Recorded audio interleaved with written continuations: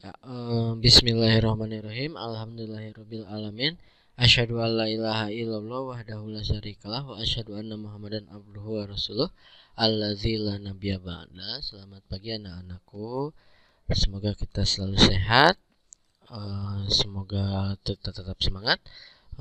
Dan alhamdulillah kita berkesempatan untuk saling bertukar pikiran di dalam pelajaran sejarah nasional. Di mana hari ini kita bertatap muka secara online atau daring. Mudah-mudahan tidak menurunkan semangat kalian dalam pembelajaran. Nah, anak-anak, hari ini kita masuk ke bab yang baru, yaitu mengenai asal-usul manusia di Indonesia, begitu ya. Dimana sebelumnya kita membahas mengenai konsep sejarah, kemudian mengenai bab keberlanjutan dan perubahan. Tetapi hari ini kita akan mempelajari mengenai asal-usul manusia di Indonesia, begitu ya. Nah, anak-anakku, sebagaimana kita tahu, sebelum adanya era saat ini atau era globalisasi, pada zaman dahulu kala terdapat zaman di mana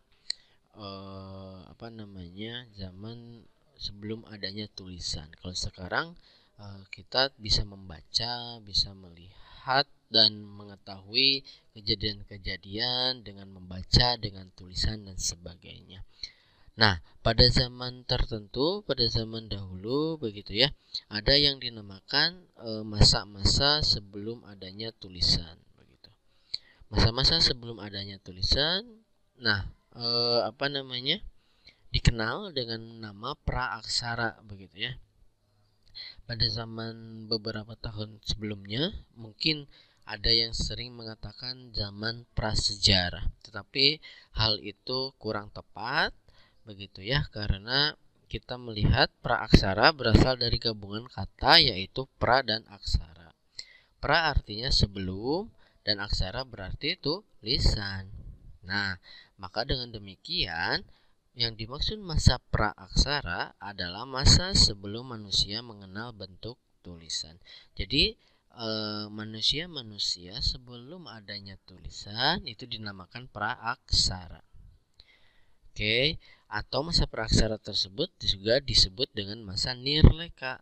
Nir artinya tidak ada dan leka artinya tulisan. Jadi sebelum adanya tulisan atau tidak ada tulisan.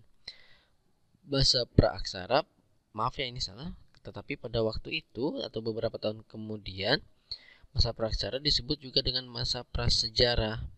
Akan tetapi hari ini sudah dibantah bahwa praaksara dengan prasejarah itu beda.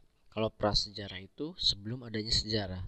Padahal manusia ketika hidup di dunia itu sudah membuat suatu kebudayaan, suatu sejarah, suatu peristiwa dan sebagainya. Maka praaksara dan prasejarah tentu berbeda. Ya, jadi kalau masa praaksara masa sebelum adanya tulisan, kalau masa prasejarah masa sebelum adanya sejarah. Begitu ya. Jadi kurang tepat ini ya kalimat ini. Masa prasejarah disebut juga dengan masa prasejarah itu kurang tepat. Itu hal yang berbeda. Nah, anak-anakku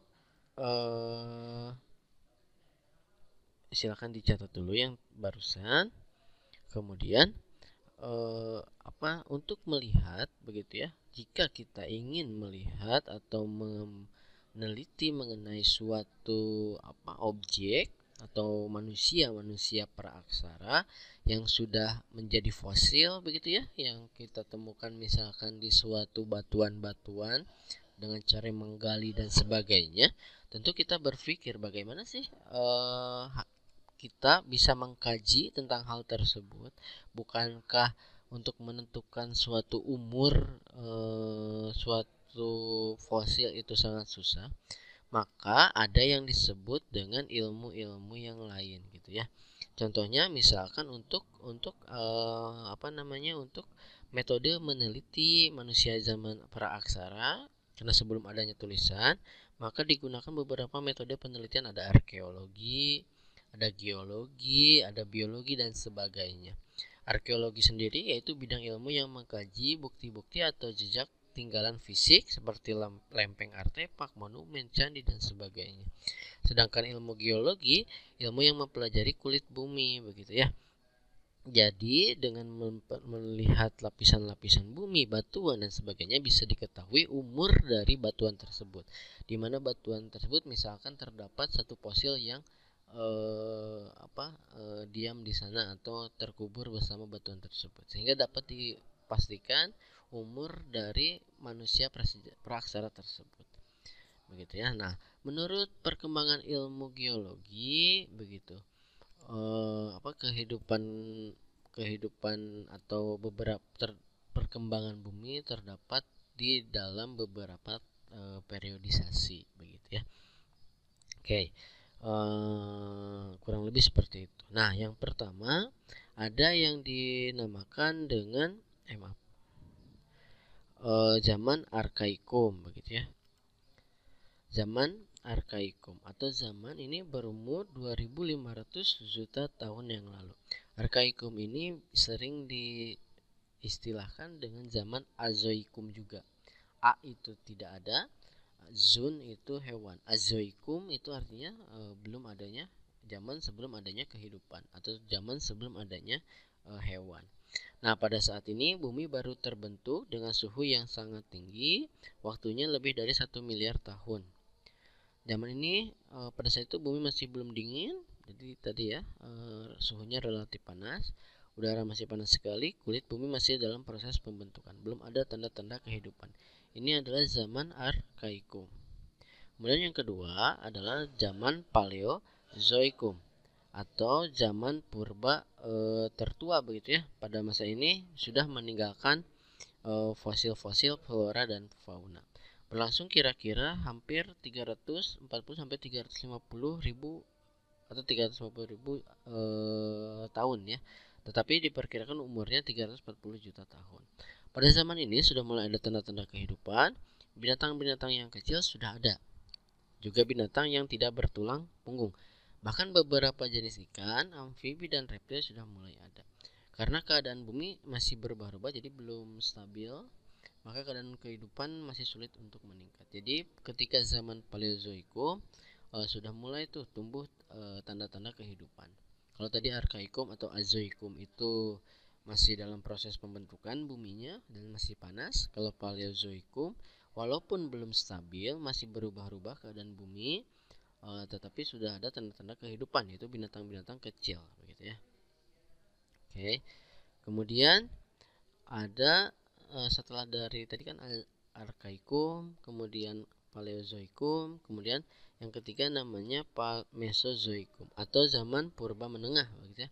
Pada masa ini ditandai dengan hewan-hewan mamalia atau menyusui sudah ada, hewan amfibi, kemudian burung dan tumbuhan berbunga mulai ada. Nah, zaman ini berumur kira-kira 140 juta tahun. Pada zaman ini kehidupan di bumi semakin berkembang. Binatang-binatang pada masa itu mencapai bentuk yang besar sekali. Mungkin kalian pernah melihat film-film Jurassic Park dan sebagainya ya.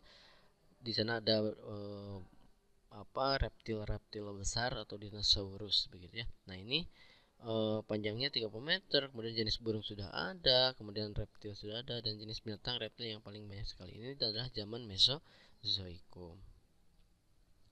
Oke, kemudian kita lanjut ke zaman keempat, namanya Neozoikum atau Kenozoikum atau zaman purba baru.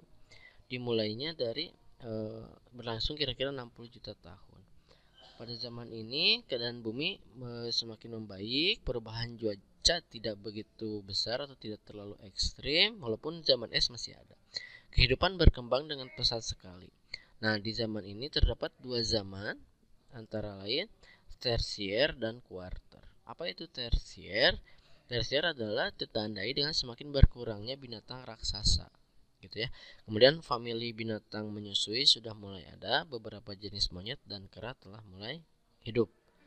Nah, kemudian kalau kuarter berlangsung kurang lebih dari 600.000 tahun yang lalu, telah ada tanda-tanda kehidupan manusia. Bagian-bagian zaman ini disebut dengan istilah kala. Jadi kalau misalkan kuarter itu ada pembagian-pembagian juga di kuarter, disebutnya kala.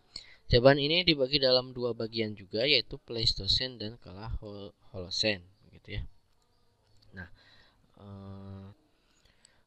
Nah, anak-anak, silakan tadi ya materi ini dicatat dulu di buku sejarah. Nanti minggu depan kita bahas lebih lanjut. Jika ada pertanyaan boleh menanyakan di WhatsApp ya. Assalamualaikum warahmatullahi wabarakatuh.